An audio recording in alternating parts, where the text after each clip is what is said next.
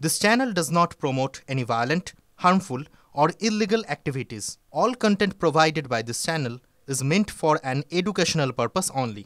Top quality और consistent performance के लिए सिर्फ सिल्वर पंप्स नाम याद रखना।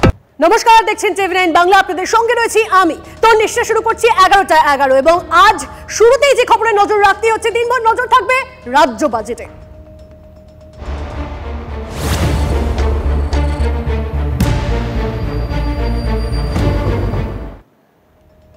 আজ রাজ্য বাজেট, যে কথা বলছিলাম আপনাদের, বিধানসভায় বাজেট পেশ করবেন অর্থ প্রতিমন্ত্রী চন্দ্রিমা ভট্টাচার্য। আচ্ছা, 2026-এর বিধানসভা ভোট, ঠিক তার আগে এটাই মমতা বন্দ্যোপাধ্যায়ের সরকারের শেষ পূর্ণাঙ্গ বাজেট। অত্যন্ত উল্লেখজনক, বিধানসভায় বাজেটে অনুমোদন দেবে রাজ্য মন্ত্রিসভা। ভোটের আগে ফের বাড়বে কি লক্ষ্মীর ভান্ডার? ঠিক কোন কোন পরিকল্পনা রয়েছে আজকের এই বাজেট নিয়ে, কি কি হতে পারে, আমরা নজর রাখবো সেদিকে। আমাদের প্রতিনিধি সায়ন্ত আমাদের সঙ্গে রয়েছেন, সায়ন্তর সঙ্গে কথা বলি। সায়ন্ত, বেশ কিছু প্রশ্ন ঘুরে ফিরে আসে যখন রাজ্য বাজেট পেশ হয়। লক্ষ্মীর ভান্ডার মাস্টার স্ট্রোক তৃণমূল সরকারের, সেই লক্ষ্মীর ভান্ডারে কি বাড়তে চলেছে? ডিএ বাড়তে পারে কি? এই সমস্ত প্রশ্নের ঘুরপাক খাচ্ছে। কি কি তথ্য সামনে আসছে? একদমই, দেখো, আগামী 2026 হচ্ছে বিধানসভা নির্বাচন। তার আগে শেষ পূর্ণাঙ্গ বাজেট এই আজকে পেশ করতে চলেছে রাজ্য প্রশাসন। সেই জায়গায় দাঁড়িয়ে লক্ষ্মী ভাণ্ডার বা সামাজিক প্রকল্প, যে বাজেট সামাজিক প্রকল্পে যে বরাদ্দ বাড়াবে রাজ্য সরকার, তা কিন্তু নিঃসন্দেহে বলা চলে। এবং সেদিকে বিভিন্ন অর্থনীতিবিদরা মনে করছেন যে লক্ষ্মী ভাণ্ডার কিন্তু রাজ্য প্রশাসনকে বিভিন্ন ক্ষেত্রে ডিভিডেন্ড দিয়ে এসেছে। আর সেই কারণে লক্ষ্মী ভাণ্ডার হচ্ছে মাস্টার স্ট্রোক তৃণমূল সুপ্রিমো তথা রাজ্যের মুখ্যমন্ত্রী মমতা বন্দ্যোপাধ্যায়। লক্ষ্মী ভাণ্ডারের পাশাপাশি বিভিন্ন যে সামাজিক প্রকল্পগুলো রয়েছে সেক্ষেত্রেও বরাদ্দ বাড়ে কিনা চারদিকে কিন্তু পাকিচ্চক করে রেখেছে এই বিভিন্ন প্রশাসনিক মহল এবং অন্যান্য ওয়াকিবল মহল। তবে বিরোধীরা কিন্তু একটা বিষয় পরিষ্কার করে দিচ্ছে যে ভাতা দিয়ে এ বাজেট হয় না, ভাতা দিয়ে ভোট হয় না। মানুষের কাছে যে ধরনের গ্রহণযোগ্যতা 2011 থেকে 2020 বা তার আগে পর্যন্ত ছিল, সেই গ্রহণযোগ্যতা তৃণমূলে অনেকটা কমে গিয়েছে, যা ভোট শতাংশের বিচারেই প্রমাণ করছে। এই অবস্থায় দাঁড়িয়ে 2026-কে মাথায় রেখে তৃণমূল সুপ্রিমো রাজ্যের মুখ্যমন্ত্রী কোন মাস্টার স্ট্রোক দেয় সেটা কিন্তু এখন দেখার। তবে যেটা মনে করা হচ্ছে যে সড়ক, সামাজিক প্রকল্প এবং অন্যান্য যেগুলো মানুষের পরিষেবার সঙ্গে দীর্ঘদিন ধরে যুক্ত, সেই ধরনের বিষয় কিন্তু গুরুত্ব দেওয়া হচ্ছে। বিশেষ করে পিডব্লিউডি এবং রাজ্যের পৌর নিগম দপ্তর, স্বাস্থ্য, শিক্ষা, এই চারটি বিষয়কে গুরুত্বপূর্ণভাবে। অবশ্যই আমাদের নজর থাকবে আজকে রাজ্য বাজেটে। দিনভর আমরা নজর রাখবো টিভি9 বাংলায়। তুমি আমাদের সঙ্গে থাকো। তবে তার আগে আমাদের অপর প্রতিনিধি আমাদের সঙ্গে রয়েছেন, আমাদের সঙ্গে সুশোভন রয়েছেন। সুশোভনের সঙ্গে একটু কথা বলি। সুশোভন, সাধারণ মানুষজন আশেপাশে রয়েছেন, তাদের সঙ্গে যদি একটু কথা বলে জানা যায় যে রাজ্য বাজেট থেকে তাদের কি কি এক্সপেকটেশন রয়েছে, কি বলছেন তারা? একেবারে তাদের কাছে যাব। আজকের রাজ্য বাজেট কি প্রত্যাশা? মানে যতটা একটু জিনিসপত্রের দামগুলো কমলে ভালো হয়, মিনিমাইজ হলে ভালো হয়। কারণ আমরা সারাদিন সকালবেলা উঠি, রাত্রিবেলা বাড়ি যাই, গিয়ে বউ ছেলের মুখ দেখে আবার ঘুমিয়ে পড়ি, আসি। কিন্তু সকালে একটা 500 টাকার নোট বাজারে নিয়ে গেলে কিছুই অবশিষ্ট থাকছে না। সে কেন্দ্র দায়ী, রাজ্য দায়ী জানি না, সামগ্রিকভাবে জিনিসের দামটা একটু কমুক। আর ওষুধপাতির ব্যাপারটা অস্বাভাবিক মূল্য বৃদ্ধি হয়েছে। জানি না ওষুধের কন্ট্রোল কার হাতে, তবু যদি একটু ওষুধপাতির ব্যাপারটা দেখা যায় আমার মনে হয় ভালো হবে। আপনার? মোটামুটি আমরা আশাবাদী। আর রাজ্যের মানবিক মুখ্যমন্ত্রী মমতা বন্দ্যোপাধ্যায় রাজ্যের মানুষের জন্য বাজেট পেশ করবেন। নিয়োগের বিষয়টা মাথায় রাখা উচিত না? নিয়োগ তো অবশ্যই হবে। নিয়োগ আইনের প্রক্রিয়ার মধ্যে ঝুলছে, আইনের মধ্যে সেই জায়গায় এখানে একেবারেই দেখো,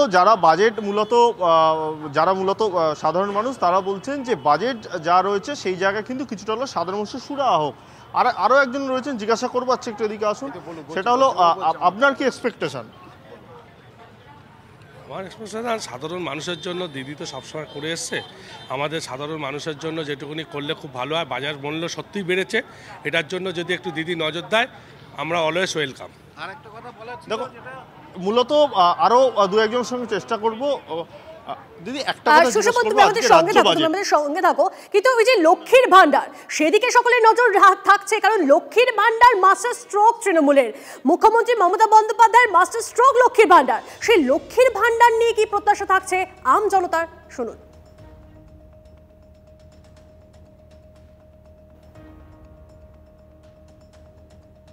1000 টাকা পাই, তো যদি 2000 টাকা হয় তাহলে একটু সুবিধা হয়। কাজযোগ তো নাই, স্বামীদের কাজযোগ নাই ভালো।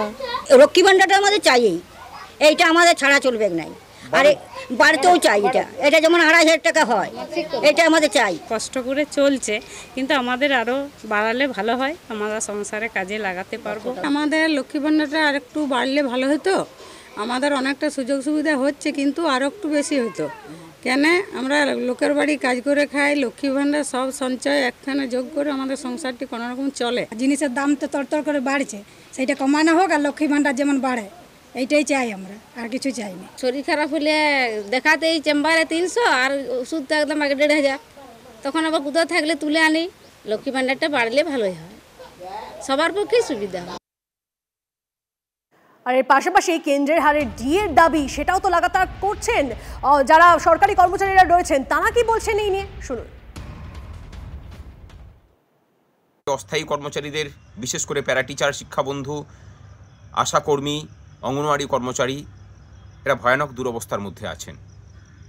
এবং অবশ্যই আমাদের মহার্ঘ ভাতা ডিএ, যার বকেয়ার পরিমাণ এখন বর্তমানে 39%। এই সমস্ত কিছুর সুরাহা মিলবে বলে আমরা আশা করছি। তবে তার সাথে শুধু আশা করে আমরা ছাড়ছি না, আমরা লাগাতার আন্দোলন চালিয়ে যাচ্ছি। যদি বাজেটে আমাদের প্রত্যাশা পূরণ না হয়, তাহলে আগামী দিনে ভয়ানক আন্দোলনের সম্মুখীন হওয়ার জন্য রাজ্য যেন প্রস্তুত থাকে। অর্থনীতিবিদ সুপর্ণ মৈত্র আমাদের সঙ্গে রয়েছেন। সুপর্ণবাবু, রাজ্যের কোষাগার সেটা তো কার্যত বলা যেতে পারে ভারে মা ভবানী দশা, সেখানে দাঁড়িয়ে আজকে রাজ্য বাজেট, সেক্ষেত্রে আপনার কি মনে হয়, মানে এই বাজেট কতটা জনমুখী হবে এবং অর্থনীতিতে ক্ষয়রাতির বাজেট কি হতে পারে, মানে কিভাবে এই গোটা বিষয়টা ব্যালেন্স হবে? তনিষ্ঠা, আমি কখনোই সার্কাসে অংশগ্রহণ করিনি, সুতরাং ব্যালেন্স কোনোদিন করতে পারতাম না, বা ট্রাফিক আর্টিস্ট তো হতেই পারতাম না। আর এই সরকারকে যদি ব্যালেন্সের কথা বলেন, তারা ব্যালেন্সের ধার ধারেন না।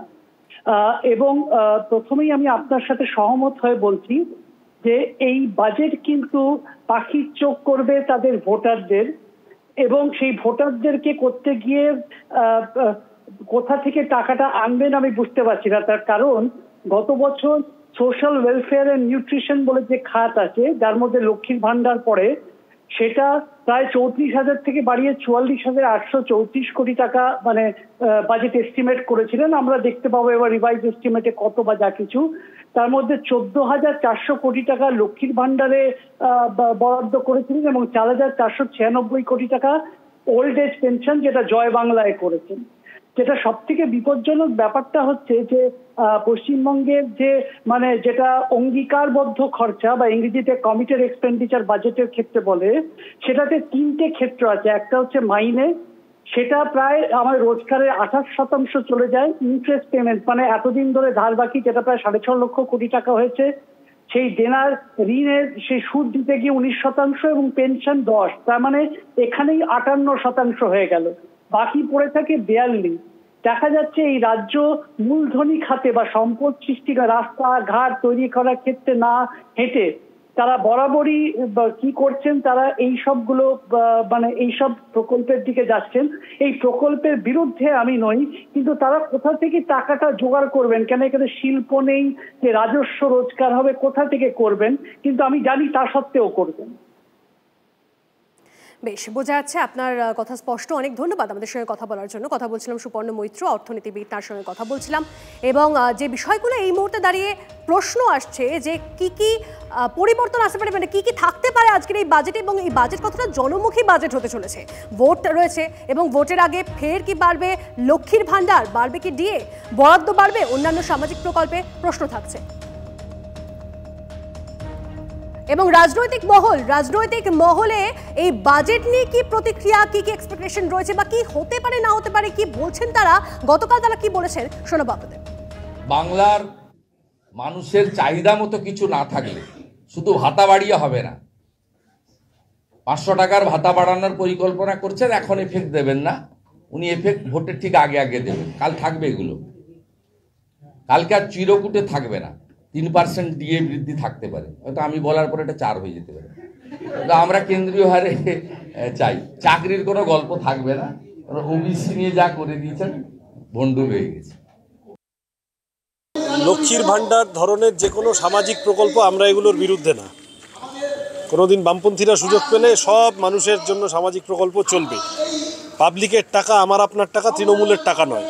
ওই টাকা মদনে গেঞ্জি পরে খাবে, ববি হাকিম একরকমভাবে, কে তোয়ালে মুড়ে খাবে, কে আধশোয়া হয়ে খাবে, তার বদলে ওই টাকা যদি আমার আপনার কাছে আসে খারাপ হয় না।